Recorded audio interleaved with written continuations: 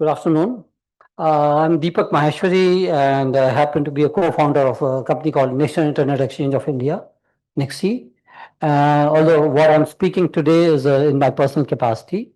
By the way, there are a few other people here I just want to want to mention. So Mr. S.N. Gupta was here till a few minutes back. He was the advisor of Converge Network in TRAI when these recommendations of TRA were made in 2003 that Kurshiva had mentioned. Dr. Govind here was very much involved in getting the initial grant in aid from MeitY to set up the NIXI. And of course, post his retirement, he also served as its CEO for several years. So that's one. Of course, Ajay is another one whom I still remember interviewing him at that point of time in 2003. So let me just clarify a few things. So while both Gurshadad and Gauranak have already explained quite a lot about these things, the history, if you see what Ronak as well as Gurshadab had mentioned, especially what Ronak mentioned in terms, let's say tier 1 ISP. Now, tier 1 ISP is also an ISP. Tier 2 is also an ISP. Now, in an ideal world, a tier 2 ISP should not have had to pay to tier 1 ISP because they can also tier, right? But the fact is, one is having a bigger content corpus or a bigger customer base at their end, and that's why it happens that the other people end up paying them. The same thing is being replicated within India, and it has been replicated earlier, and I'm sure that this is something which, as a market dynamics, will continue in future. The second thing I just want to mention in terms of what Ronak said towards the end, I mean, in my humble opinion, if the IXPs in India a request for a regulation that the banks and the government service providers, etc., must be mandated to connect to one or more IXPs in India, inevitably, what will happen is, whether that happens or not, you guys are going to face much more regulatory scrutiny. That's been the history in the country. Okay, so quickly, just a few things. Number one, although I happen to be a co-founder of NIXI, I was very much against expansion of so many nodes of NIXI, and there was a reason for it. Initially, there were only 4 NIXI nodes, and by the way, it was not in Delhi, it was in Noida. Okay, and what happened was that that point of time, today, as you said, that about 75–80% traffic is domestic. 22 years back, only about 15–20% traffic was in India because there was not too much of content which was being hosted in India. In fact, many of the Indian websites were also hosted abroad. So at that point of time, it did not really make sense much to have so many IXPs within India. Second thing, earlier the lease line tariffs used to be extremely high. So just to give you a data point, as of 31st March 1999, the tariff for a 64 kbps, 64 kilobits per second lease line between Delhi and, let's say, Mumbai used to be 14,06,250 rupees. Okay, from 1st of April, it came down to 96,000 rupees because of TRA's telecom tariff order that was released on 9th of March 1999. Now, later on, around 2003–2004, TRA reduced these prices further. So as the lease line prices came down, both for international as well as for domestic lease lines, it did not really make sense for having so many IXPs at that point of time because there was not too much of traffic. Second thing, many of the ISPs in the country at that point of time, they were C class, which by the way is still the case, which basically effectively means a district license. Now for them to connect to a bigger city, an IXP in a different city, obviously they'll have to pay a long distance lease line tariff. But the dilemma was this: suppose there's an IXP in Noida, you set up another one in Chandigarh. Now the bigger ISPs have no incentive to exchange traffic in Chandigarh. They don't want to peer at Chandigarh because they are already having a traffic exchange point in Delhi or Noida, and more importantly, they already had DS3 or even fatter pipes even 15 years back. So for them, there was no additional cost being carried for Chandigarh to Delhi, whereas for a smaller ISPs, yes, there's a cost because you have taken a license only for one city or something. Now you need to figure out how you bring or carry your traffic all over the world. Okay. The second thing is in terms of, I mean, the word interconnection itself. So the ISP license originally on 6th of November 98 does not use the term interconnection at all. The term interconnection came first time on 1st of April 2002 when the internet telephony license was introduced.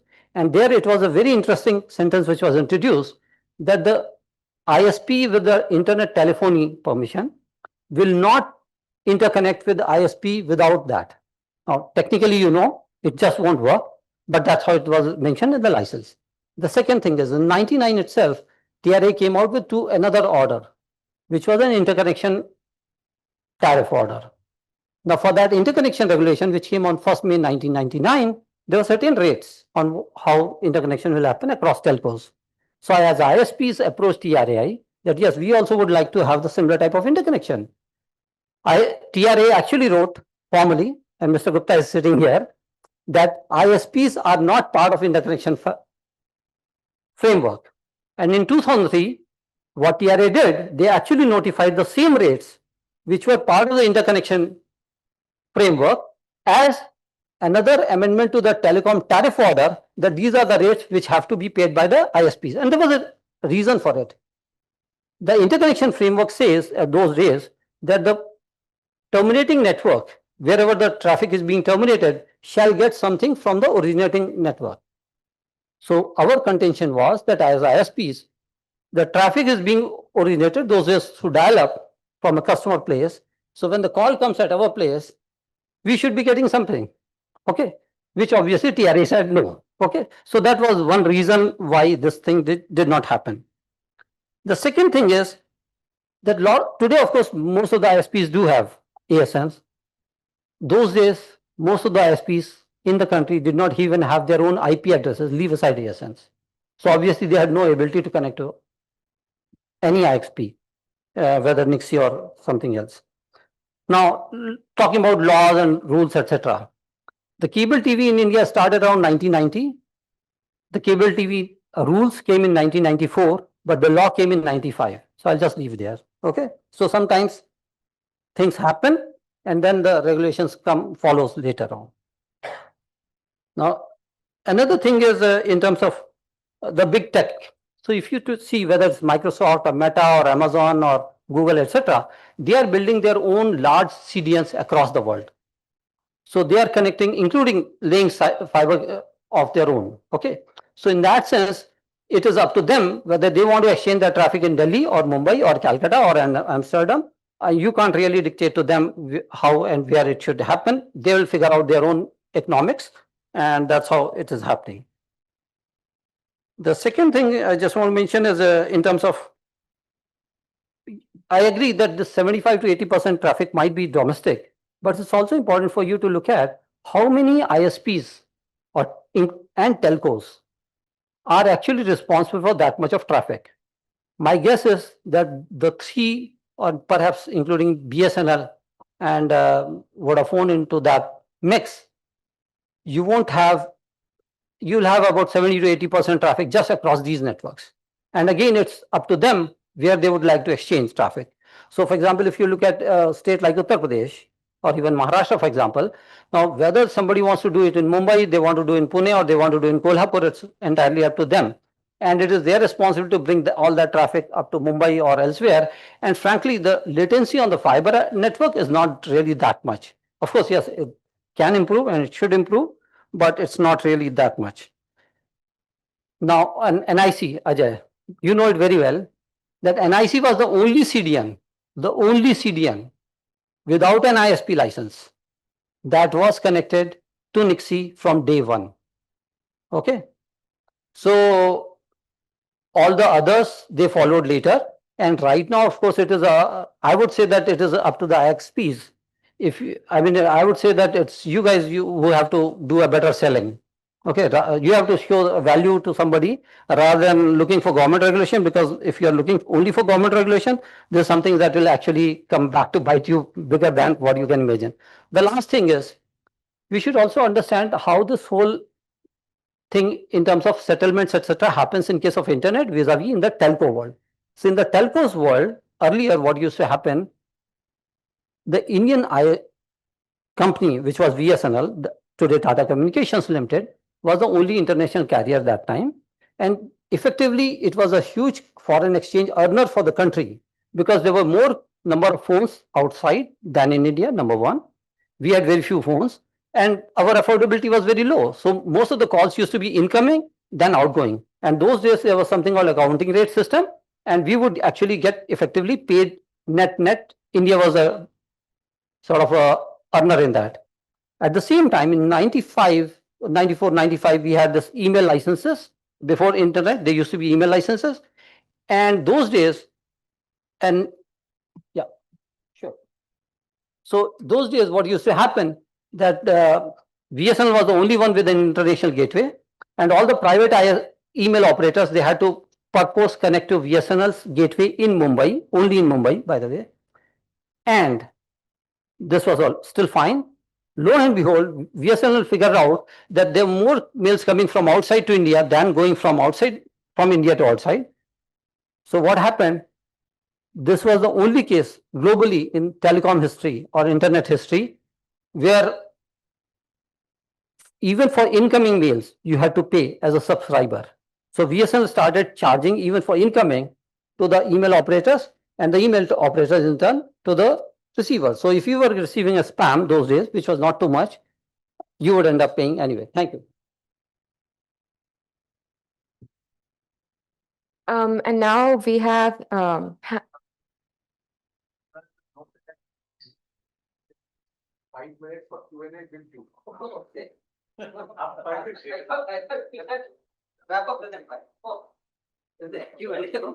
just want to say that we appreciate your intervention, but you are an encyclopedia of what has happened in the past, so that people might have questions for you. Sure.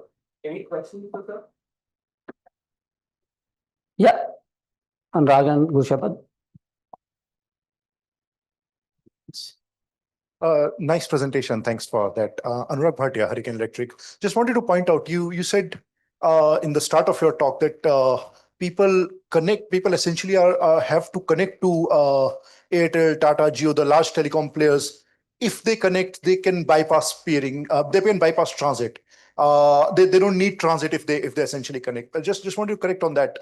They would still need to connect, even if at this point of time all of the large operators come and peer. People would still need transit because transit is essentially a different product. They would need transit to reach other countries. The only way people can bypass transit, if that's the goal, they would have to essentially go and peer with all tier 1 operators. I agree. So Anurag, just a response on that. Why do we think that internet is an NRI, non-resident Indian? Why don't we think of internet as a resident Indian?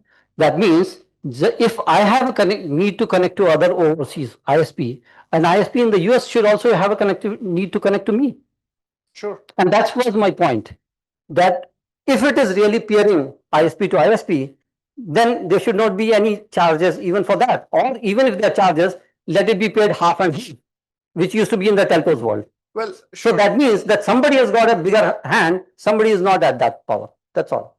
I think that's probably outside of the interconnection. It's an asymmetry, I'm saying. It's an asymmetry of power, and that's all. That's asymmetry is largely because of the way tech has grown. Yeah. See tech coming out of the US rather than from India. So it's way beyond interconnection part. But yes. No, I'm not saying about tech coming. I'm saying about the connections coming. Yeah, because technology may, for example, I mean, something like Skype may have originated in Estonia. That doesn't matter. Okay, but if they are hosted in the US or suppose instead of US, they were hosted in India, maybe there was a need for them to connect. That was my point. Gulshabad had something. Sure. The other point, which was people connect to outside world for that connectivity. So again, I'm saying outside world also needs to connect to India. Okay. Think about it this way. That's all. That's why. Right. And other important point. Sir, I have a comment to that. The outside world also needs to connect to India. Now, this is telecom world. This is the phone calls that you're talking about. Even internet, I'm saying. So YouTube, for example, got founded in US, had most of the traffic, even till date, most of the YouTube servers, I mean, Google servers are based in US. Now, if I, as an Indian, want to watch something which is freely available on YouTube, I need to connect somehow to US, right? Agreed. So now, Agreed. now where it is Ronak, my once again, requirement. once again. Now, if somebody in the US has to book a ticket on Air India, who's paying for that But traffic? then see the Who's government paying for here that is traffic? the government here, the government in the country, government of the day and till today has not incentivized tech to host in India. It Then is why are very people expensive. hosting? Why are It people is hosting in very India? expensive. It is very expensive to host in India. So Why are people hosting in India? it is because of Guys. latency requirements. It is because of latency requirements they have to host in India. Otherwise, see, Akamai, for example, is having very little footprint in India. Major OTT of India, including regional OTTs of India, use Akamai for distribution, but Akamai's footprint in India is very small compared to Akamai's footprint outside India. So this is while you are trying and shifting the focus on the outside people wanting to connect to India and they have to pay for it. But looking at the internet traffic coming into India, so let me finish. Approximately 40 to 50 terabits of traffic daily comes into India. But the traffic which is going out of India is only 1 or 2 terabits. So on we as a country for a huge time until date have been on the consuming side. If we ask the suppliers to pay, it is not going to work. See, at this point of time, ISP to ISP traffic is negligible. It's almost none, not existent. Even if you go and tap at the points between large operators, it's almost negligible compared to, it's all pretty much content players to eyeballs. And even in content players, largely 5 or 6 or let's say 10 top content players in CDN networks. So you would not really design things to interconnect everyone to everyone where the traffic essentially would be negligible.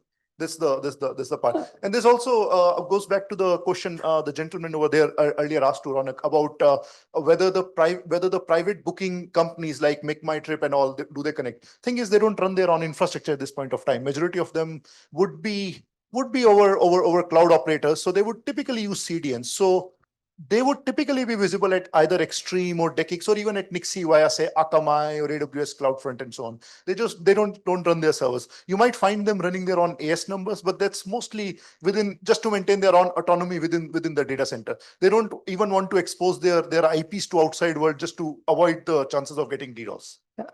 Thanks. I think Gushabad also had something to say. Thanks. And I would say that the figure of domestic traffic would actually be lower if there were no edge caches or CDNs, right? Like significantly lower. So I think the problem you're describing is more prevalent than it seems because you know they have taken the efforts to set up so many edge caches. So my question was actually about the history that you mentioned of termination charges in telephony compared to, let's say, internet networks. And even that is such a contentious issue that, for example, Jio had a whole case with maybe Airtel and Vodafone on, and I think TRAI regulations basically decrease the termination charges, and that led to such cases. I wanted to ask, like, what has been the view of larger ISPs versus smaller ISPs in India when, TRAI and NIXI also had a position on, mandatory interconnection, etc. I think in the 2003 consultation paper, I don't know what the position of the NIXI board was, but on these termination charges between internet networks, what has been the position of ISPs in India? So, number one, TRA recommendations preceded the formation of NIXI. So NIXI board had no view at that point of time. Number one. Number two, you did mention there were no responses to TRA consultation paper. Wrong. There were responses. Only thing is, those days TRA did not have the practice of putting those responses online. So maybe you can try RTI. Maybe as a researcher, you can try RTI and see if and what responses. I think the TRAI site is organized such as that. No, I'm just telling you. So TRA for the first time did the responses on their consultation paper. Then there was something very contentious on CDMA versus GSMA around 2003 only. And after that, so they did initially selectively, and then this practice became a norm. Okay. So those days, TRA used to do consultation. There were responses, but not online. That's a different thing. But that doesn't mean there were no responses. Okay. The other thing is, if you see the Section 1.14 in clause in Schedule C of the ISP license issued on 6 November 1998. It says services or service means all types of internet access / content except telephony on the internet, which, as I mentioned, was also allowed from 1st of April 2002. Okay, in a different manner, in a restricted manner, and subsequently fully. But that's another thing.